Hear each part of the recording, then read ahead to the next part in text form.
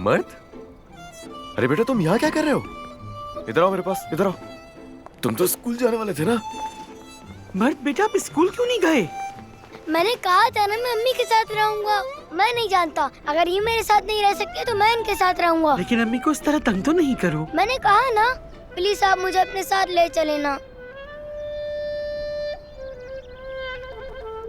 चलो बेटा चलो, देर हो रही है, अपने घर चलो। आ जाओ फौरन।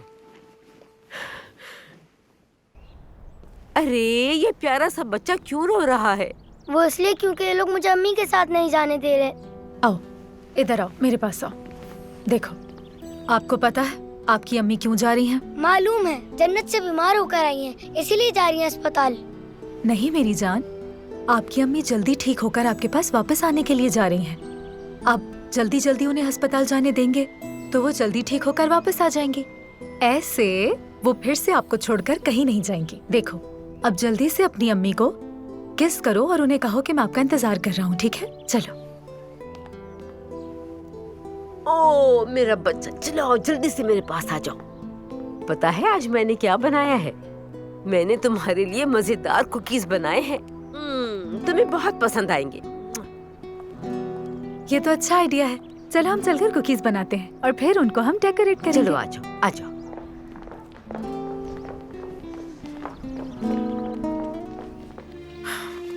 तुम भी आंटी की तरह मुझसे नाराज हो? हक है तुम्हारा। मैं तुमसे नाराज नहीं, तुम पर बहुत गुस्सा है मुझे। तुम मुझे अम्मी की तरह कैसे समझ सकती हो? बेवकूफ लगती हूँ मैं तुम्हें क्या? अलमास, यकीन करो मैं अभी तुम्हें सब कुछ बता दूं, बल्कि सच पूछो तो गले लगाकर बहुत रोना चाहती हूँ क्योंकि मुझे सहारे की जरूरत है। मगर क्या? अगर तुमने अपनी खाला के घर गलती से भी कुछ कहा था या इस झूठे निकाह का किसी को भी बताया तो मैं इसका हिसाब तुमसे नहीं बल्कि सारा हिसाब मैं उनसे लूंगी। किसी के आंसू देखे बगैर घर से बाहर निकाल दूंगी। सुन लिया तुमने? कहो ना नूर, मुझे क्या बताना चाहती हूँ मगर क्या? मेरे पास कहने के लिए कुछ नहीं है।